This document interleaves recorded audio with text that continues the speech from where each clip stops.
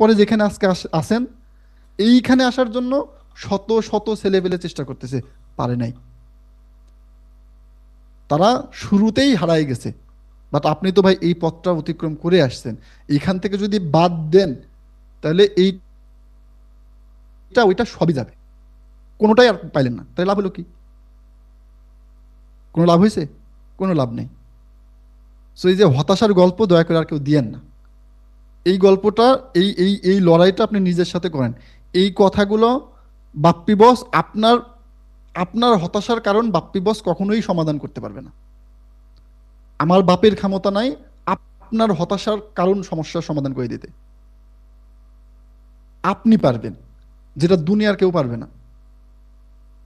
আপনি একটা কথা বলি, আমি যদি 1 কোটি টাকাও ইনকাম করি আর আপনি যদি হতাশার গল্প আমাকে শোনান, আমি আপনাকে 1 লাখ টাকা দিব না।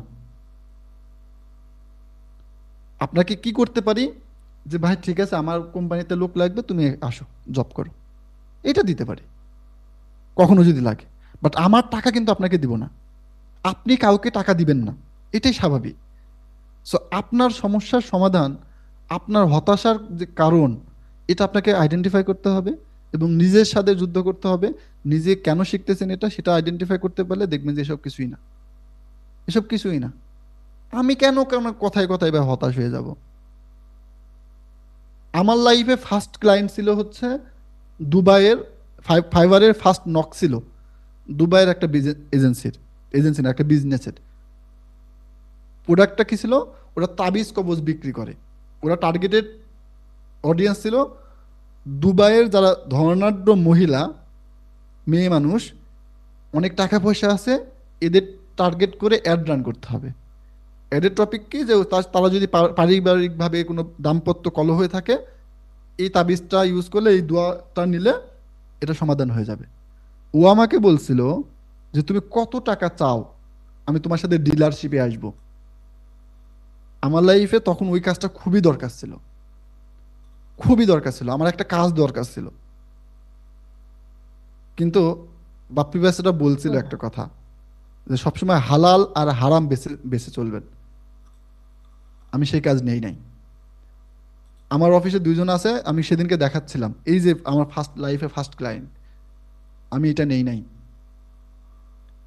আমি জানি যে আজকে হয়তো ওর কাছ থেকে 200 বা 300 ডলার আমি নিতে পারবো, বাট এর মধ্যে যদি একবার হারাম ঢুকে যায়, আমার আল্লাহ সন্তুষ্ট হবে। কিন্তু ওই ওই সময়টায় আমি আল্লাহর প্রতি তাওয়াক্কুল ছিলাম, আমি তার প্রতি ভরসা রেখেছি, আমি ওই কাজটা নেই নাই। আমার কি রিজিক কমে গেছে? বাট সেই সময় কিন্তু দরকার ছিল। সো সৃষ্টিকর্তার প্রতি ভরসা রাখেন, সৃষ্টিকর্তার প্রতি ভরসা রেখে আপনি আপনার গোলটা ঠিক রাখেন, চেষ্টা করেন, হয়ে যাবেন। আর একটা রিকোয়েস্ট, এটা রিকোয়েস্ট বলবো, শিকড় ভুলে যায়েন না কখনো, শিকড় কখনো ভুলে যায়েন না।